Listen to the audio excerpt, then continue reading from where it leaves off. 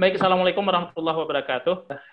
Hari ini kita akan melakukan kuliah pengantar untuk mata kuliah metodologi penelitian kualitatif. Dan untuk sore hari ini kita hanya akan membahas pengantar awalnya. Apa yang akan kita pelajari selama perkuliahan metodologi penelitian kualitatif ke depan, ya. Saya akan share bahannya, tapi bukan dalam bentuk RPS, melainkan dalam bentuk template seperti ini. Jadi kalau kalian lihat gambar ini, mudah-mudahan kalian tidak takut duluan.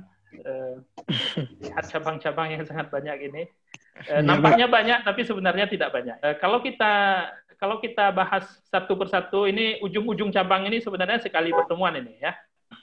Jadi coba bayangkan kalau yang ujung-ujung itu sekali atau dua kali pertemuan, berapa pertemuan kita perlu untuk penelitian kualitatif ini. Nah, kira-kira segitulah pertemuannya, ya.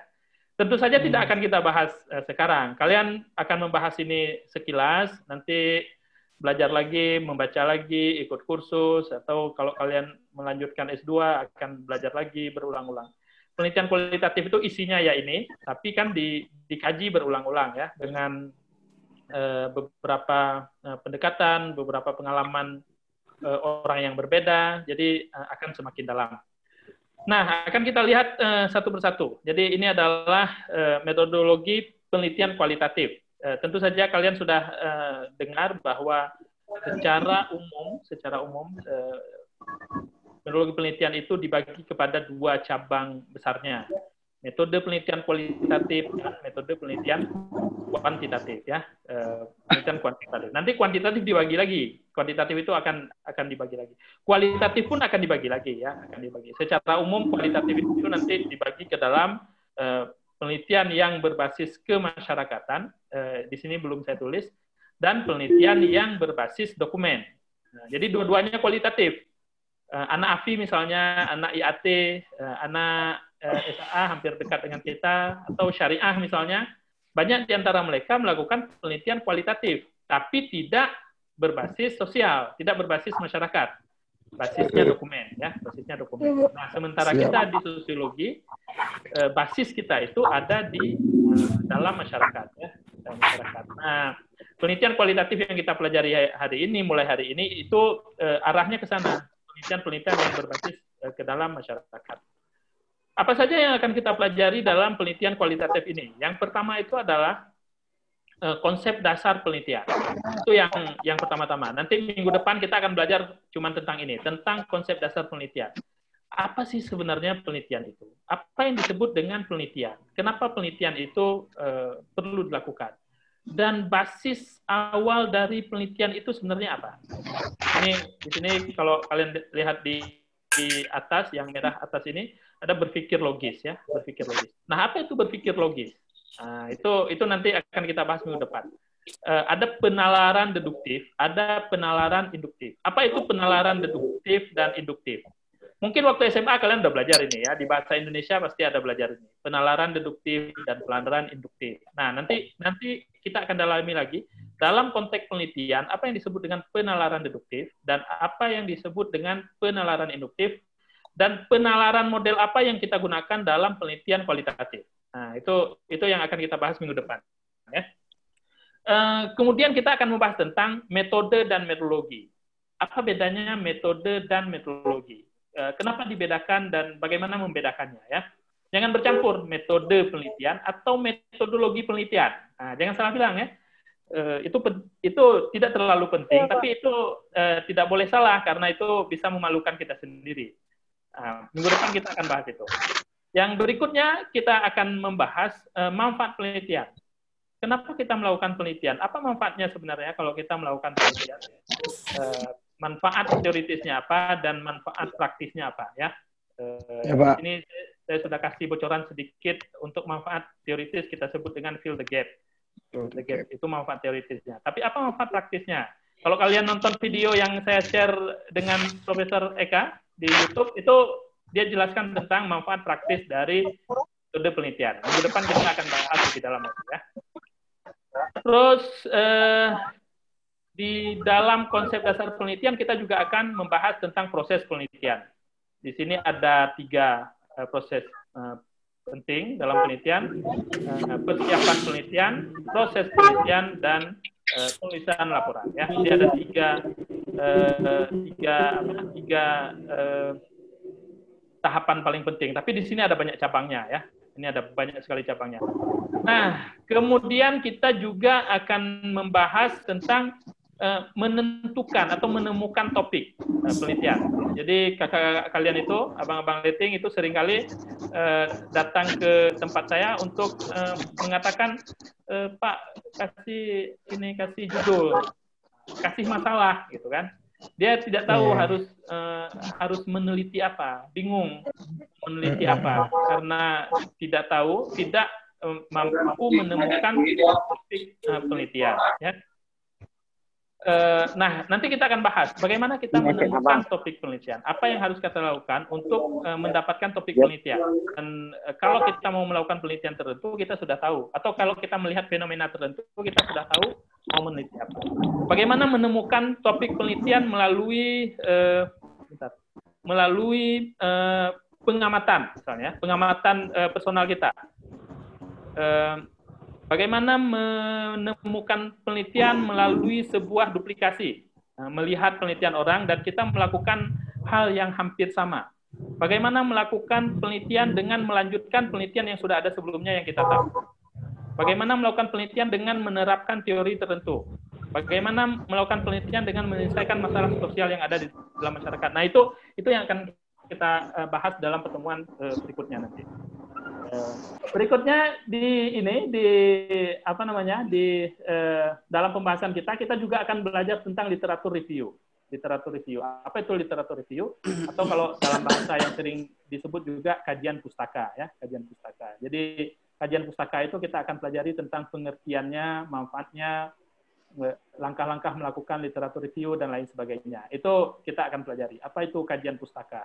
Bagaimana, coba kalian lihat di sini misalnya, bagaimana cara membaca cepat, ya. Bagaimana cara menemukan referensi yang sesuai untuk sesuatu yang kita butuhkan, yang kita inginkan. Bagaimana caranya? Bagaimana membuat peta literatur? Bagaimana menyusun literatur review? Ya, literatur review itu sendiri kita susunnya ada 4 model. Ada evaluasi, ada analisis, ada sintesis, ada summary. Baik, yang berikutnya yang kita akan pelajari juga dalam metodologi penelitian kualitatif itu adalah jenis-jenis penelitian kualitatif. Kualitatif itu ada 5 penelitian kualitatif. Ada studi kasus, ada etnografi, ada grounded research, ada fenomenologi, dan ada naratif. Jadi ada 5 model penelitian kualitatif. Apa penelitian studi kasus, apa penelitian etnografi, apa grounded research, apa fenomenologi, apa naratif, itu akan kita jelaskan satu persatu. Nanti akan ada 1 kali pertemuan khusus untuk membahas tentang jenis-jenis penelitian kualitatif. Tentu saja kalian perlu mengetahui ini untuk membangun ketertarikan pada model penelitian tertentu dan membangun kepakaran, keahlian. Jadi kalau kalian misalnya, wah kalau begini studi kasus, saya suka lah studi kasus. Nah, sehingga ke depan kalian belajarnya studi kasus, kira-kira gitu ya. Atau riset-riset kalian itu studi kasus. Etnografi, oh kalau gini etnografi, saya belajar etnografi aja lah. Nah, tapi kita perlu belajar semua ya, belajar semua untuk mengenal. Cuman setelah kita mengenal, kita perlu memilih salah satu yang terbaik menurut kita ya. Salah satu yang terbaik itu kita pilih dan itu menjadi kepakaran kita, keahlian kita. Kalau nanti misalnya si Alivia ditanya, kamu ahli apa? Ahli penelitian etnografi. Si Andi ditanya, kamu penelitiannya ahli apa? Ahli studi kasus. Nah, gitu ya. Itu contohnya. Jadi kalau saya sendiri sukanya dengan etnografi. Ada yang khususnya dari etnografi itu apa, Pak? Etnografi itu berasal dari kata etnik dan grafis. Jadi grafisnya etnik, menarasikan tentang ini. Ini etnografi ini ilmunya antropolog zaman dulu, ahli-ahli ilmu sosial zaman dulu itu menggunakan etnografi untuk riset-riset mereka. Pernah dengar snowmography nggak? Enggak, Pak. Gimana tuh, Pak? Pernah dengar? Hah? Gimana tuh? Snohogranya pernah dengar? Enggak. Masa nggak pernah snohogranya? Kalau kita sosiologi itu kalau dengan saya kamu bilang nggak pernah nggak apa-apa. Nanti dengan dosen lain jangan bilang nggak pernah dengar ya, malu kita. Iya, Pak. Ya, emang nggak pernah, Pak, kan? Itu adalah ya yang lain. Pokoknya sekarang saya sampaikan. Nanti Iya, jangan Pak. lupa lagi. Snohogranya itu adalah seorang sarjana peneliti dari Belanda yang menulis tentang Aceh. Pada tahun 1890 dia menulis tentang Aceh, tentang Aceh. Jadi kalau kalian baca buku judulnya diterjemahkan dalam bahasa Indonesia Aceh di mata kolonial. Aceh di mata kolonial itu adalah karya Snohogranya. Mau tahu tentang Gayo tahun 1900, itu bacanya Snohogranya.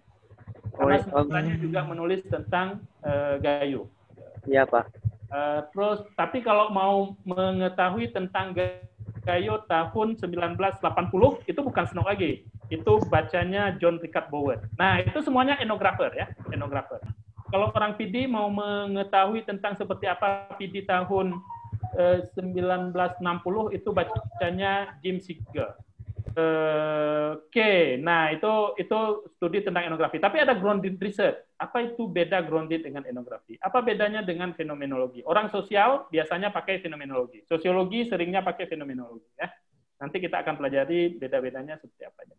Baik, yang berikutnya yang juga akan kita pelajari ke depan itu adalah tentang membuat catatan, membuat proposal. Dan dalam proposal itu ada yang disebut dengan latar belakang masalah, ya, latar belakang masalah. Nah, kita akan membahas sedikit nanti kalau bikin proposal, bagaimana cara membuat latar belakangnya. Jadi ada cerita dan fenomena lapangan, ada kajian yang relevan, itu yang kita sebut dengan literatur review tadi. Ada gap antara fenomena dan kajian, dan ada batasan dan fokus masalah. Seperti apa kita akan membuat itu, nanti kita akan pelajari dalam cara membuat batasan masalah. Terus, nah ini yang paling penting dalam sebuah riset kualitatif, yaitu tentang metode pengumpulan data. Bagaimana cara kita mengumpulkan data? Apa saja yang kita lakukan? Di sini ada 4 hal yang saya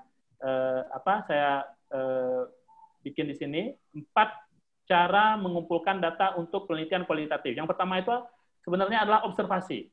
Ada observasi terlibat atau observasi langsung, ada observasi tidak langsung. Melakukan pengamatan pada subjek langsung, penelitian kita itu, subjek penelitian kita misalnya masyarakat, artinya kita berbaur dengan masyarakat. Subjek penelitian kita misalnya komunitas game, nah kita berbaur langsung dengan komunitas game. Ya, bagaimana kalau subjek penelitian kita itu kelompok PSK? Berarti bergabung sama PSK. Bergabung, tapi kan bukan melakukan itu. Melakukannya, ya? Iya. Ini si Zikral sama si Fatahul udah lain pikirannya. Bukan seperti itu ya. Kita berteman dengan mereka kalau kita sedang melakukan observasi. Observasi ya? Siapa? Itu contoh untuk melakukan observasi. Atau komunitas ganja misalnya, anak muda dari kelompok orang yang melakukan bukan atau isap ganja. Nih kayaknya ada wajah-wajah yang pernah melakukannya. Nah, bagaimana kita tahu itu adalah dengan bergabung ya, dengan bergabung dengan mereka. Bukan ikut melakukan itu ya. Cuman berbaur, Pak. Ya, berbaur. Tapi itu kan berat ya, tidak mudah. Makanya saya nggak berhasil untuk riset di situ ya. Tapi misalnya kalian punya ini ada sekelompok orang yang asik fly tiap minggu misalnya kan, itu bisa dilakukan observasi ya, selama kalian tidak terlibat di sana. Kok terlibat di sana, kalian diobservasi sama orang lain.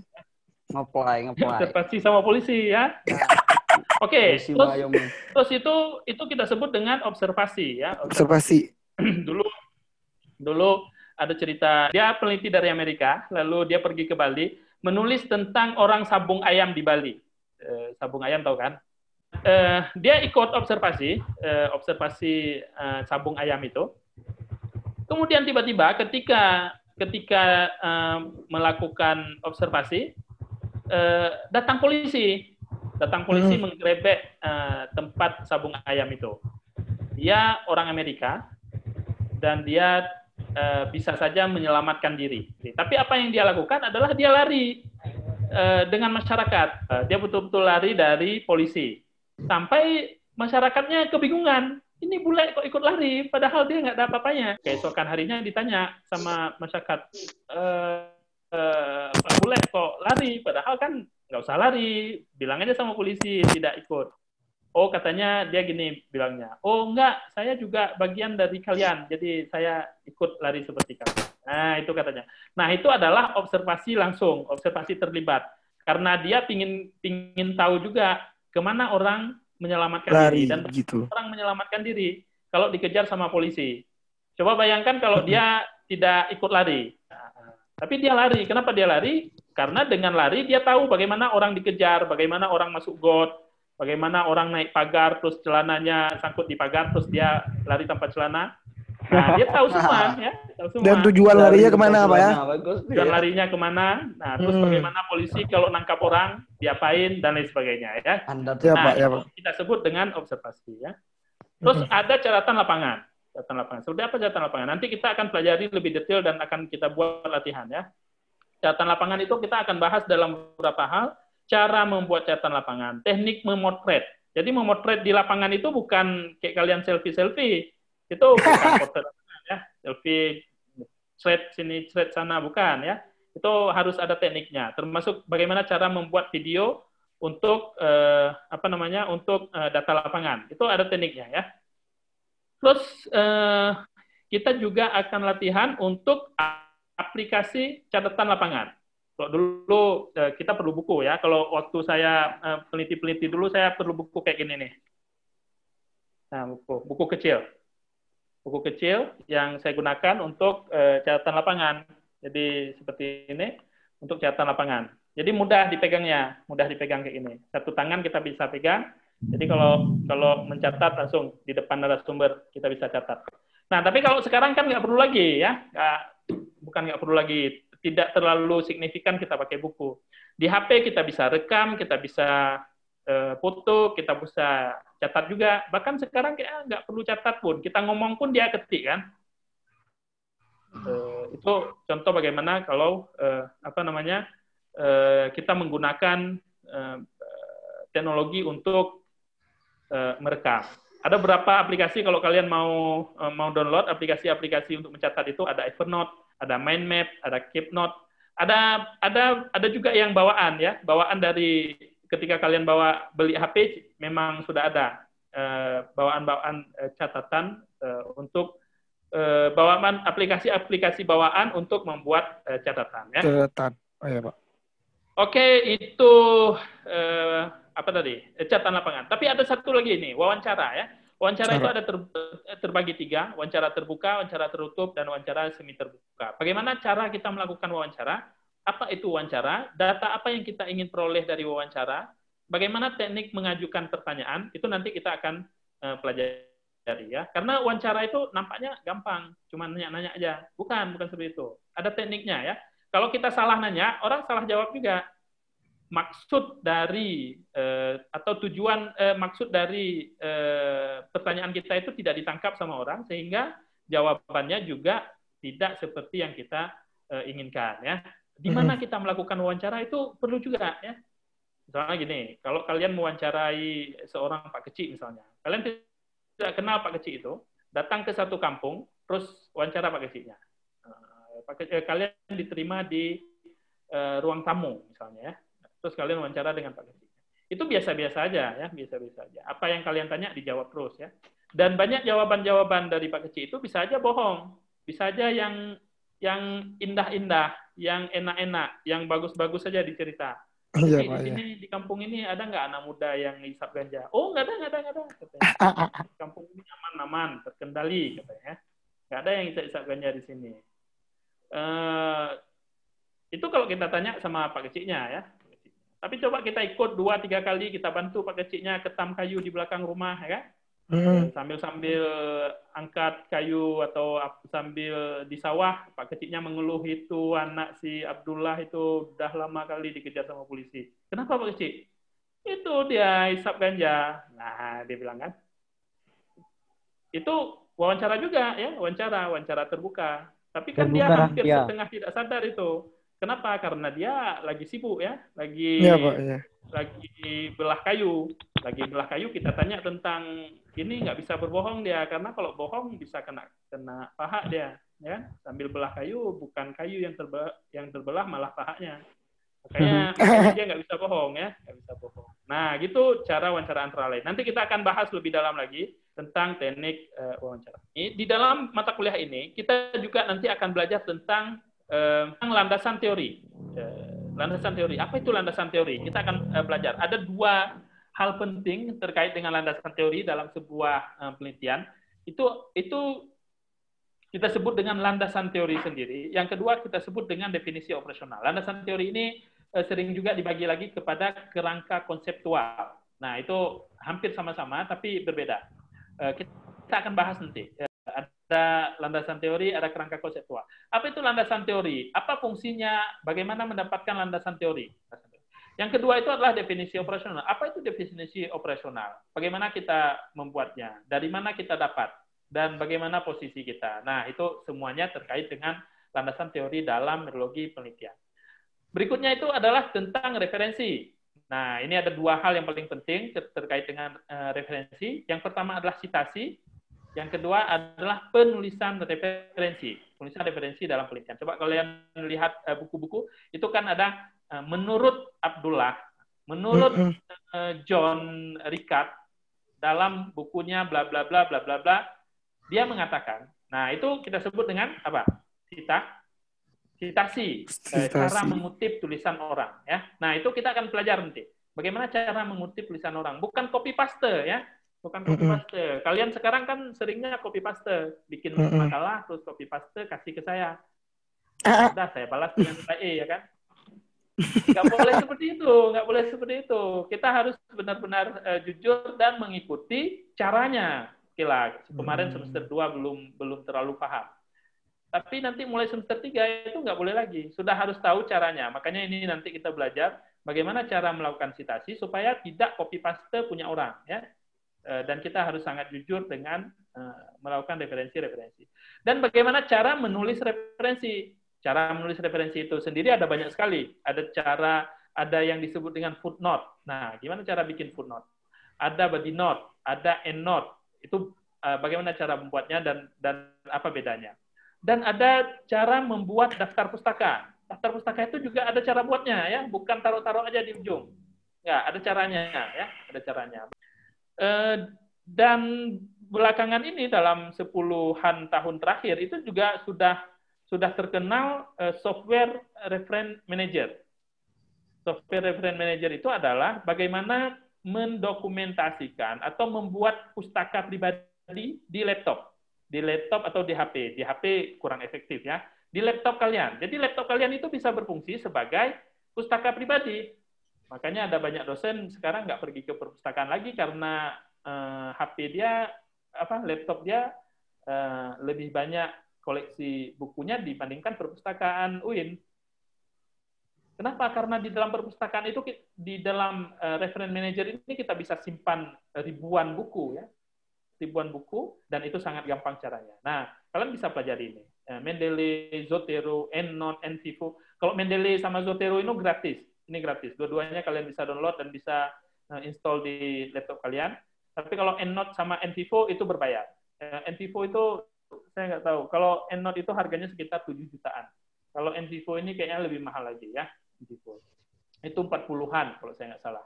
40 jutaan dan itu sekali beli cuma untuk dipakai oleh 2-3 orang kalau saya nggak salah ya. Saya tidak sarankan kalian beli. Kalaupun beli misalnya perlu kawan, nggak apa-apa. Nanti kawannya dengan saya ya.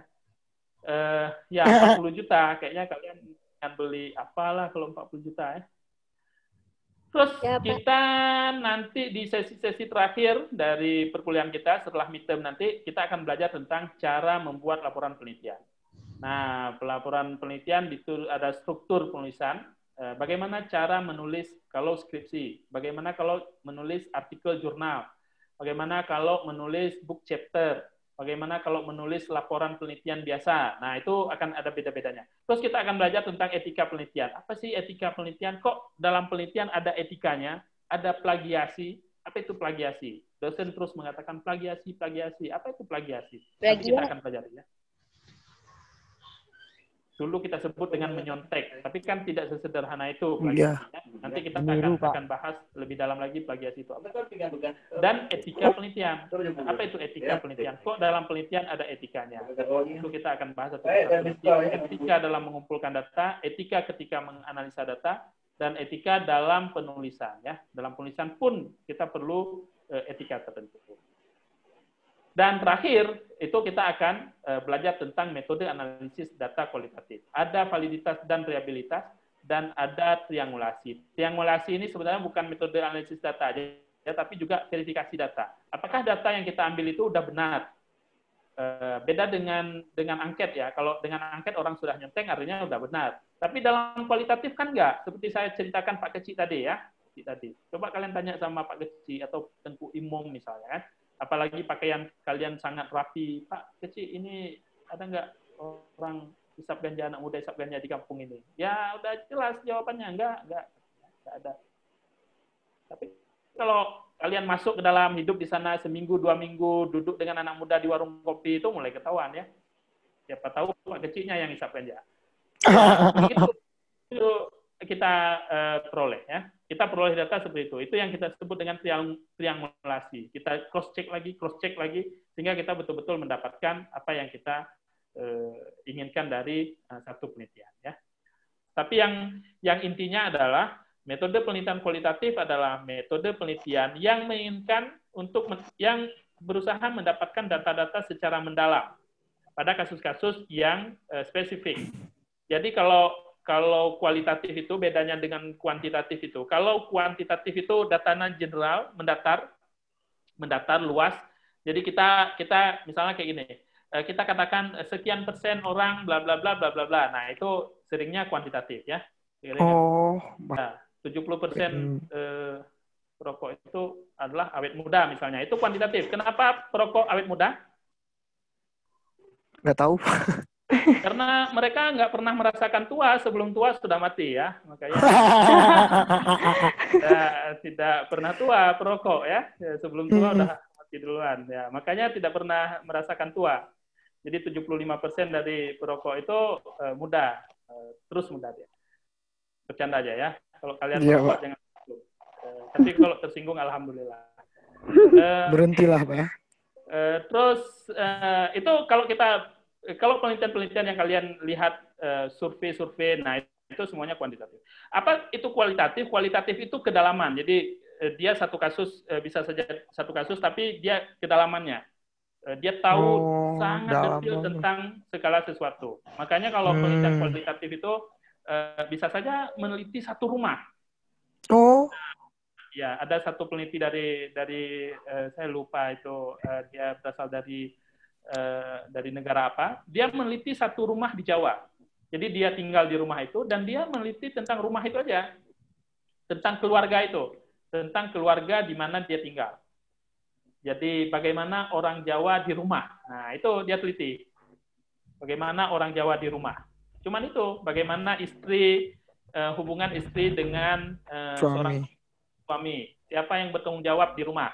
Istri melakukan apa, suami melakukan apa, anak melakukan apa, bagaimana anak dengan relasi anak dengan ibunya, bagaimana relasi anak laki-laki dengan ibunya, bagaimana relasi anak perempuan dengan ibunya, bagaimana dengan bapaknya. Itu detail sekali dia tulis ya. Bagaimana cara orang Jawa mengatur alat masak di dapur. Nah, sampai segitu ya, sampai segitu. Nggak bisa Jadi ya, Pak. dia detail sekali kalau menulis antropologi. Ya, itu tadi adalah penelitian etnografi yang saya sebutkan tadi ya. Etnografi itu seperti itu ya, menulis sesuatu sangat detail. Jadi kalau kita baca etnografi itu seperti kita membaca sebuah novel yang hidup ya. Oke lah, berarti ya kita cukupkan untuk hari ini. Ini pun sudah jam menunjukkan pukul 18.08. Iya, Pak. Di Banda Aceh ini agak sedikit mendung. Tadi hujan. Sini udah hujan, Pak. Hujan. Itu di mana hujan? Aceh Selatan, Ini- Pak. Oh, Ya, jasa ya. Berarti hujannya Aceh Selatan sama Banda Aceh aja. Iya, Pak. Yang lain enggak. Oh, dia juga RP. Di mana? Di mana? Di mana? Dia juga hujan. Di? Dia. Abdia hujan juga? Oh ya. Sebenarnya yang hujannya Banda Aceh sama Aceh Selatan ke Abdia ditiup angin ya. Oke ya, kita cukupkan untuk hari ini. Iya, Pak. Kalau kalian bersedia, saya lebih senang sebenarnya kuliah pakai Zoom setiap kali masuk karena grogi kalau saya ngomong di depan kamera nggak ada yang dengar ya. Iya, Pak. Kalau ada misalnya yang dengar ada ini berapa orang kalian dengar ini? Ada 11 orang, ada 13 orang. Nah, itu udah cukup itu. Udah mantap kali ya. Nanti kita rekam terus kita share ke YouTube, bisa kita nonton lagi. Ya, Iya, Pak. Ya. Bahan-bahan tertulisnya nanti saya share di Google Classroom ya.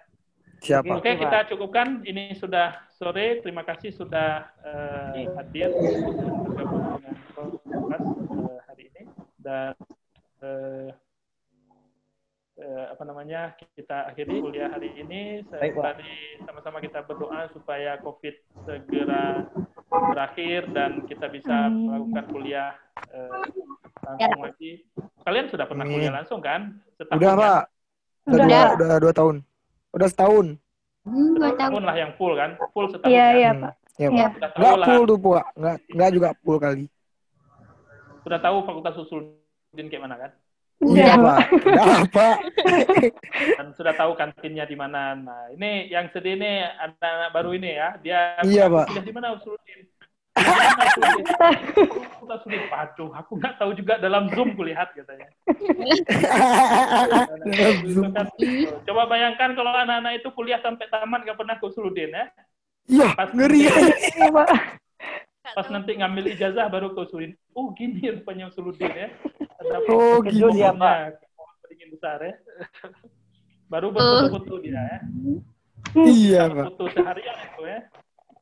Setelah 4 tahun dapat ijazah nggak pernah ke Usuluddin. Sekali ke Usuluddin langsung full ya. Untungnya memori HP sekarang udah agak besar, jadi walaupun foto sepanjang hari nggak penuh-penuh.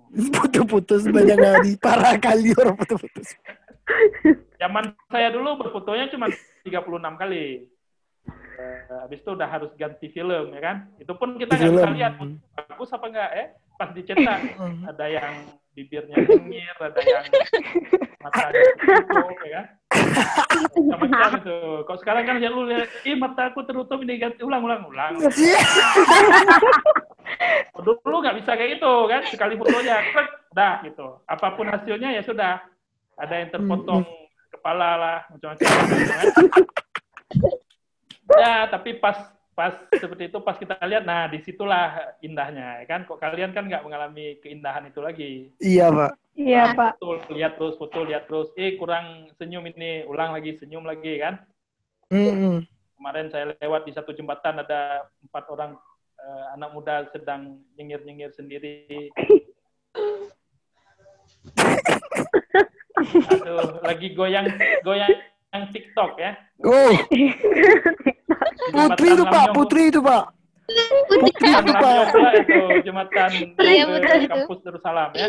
Pak, Putri Rahmani seleb TikTok tuh, Pak. Astaga. Oh, mantap itu. Bisa promosiin Prodi nanti itu. TikTok. Bisa promosiin Prodi nanti lewat. Iya. Oke lah ya. Kalau Oke, Pak. seleb YouTube kita sudah punya channelnya, Labsat Iya. TV, Laboratorium Prodi Sosiologi Agama. Itu selama ini masih ceramah-ceramah, tapi ke depan kita juga mau bikin drama-drama kecil. Ini Oke, cuman Pak. karena apa namanya? Karena Iya. kita online seperti ini, jadi nggak bisa bikin. Nggak bisa buat video langsung, Pak. Ya, nggak bisa buat video langsung. Mungkin ke depan kita bisa ya. Ini Iya, Pak. di Rektoral Maulana sudah bergabung, jadi kita sudah mulai akhir ya.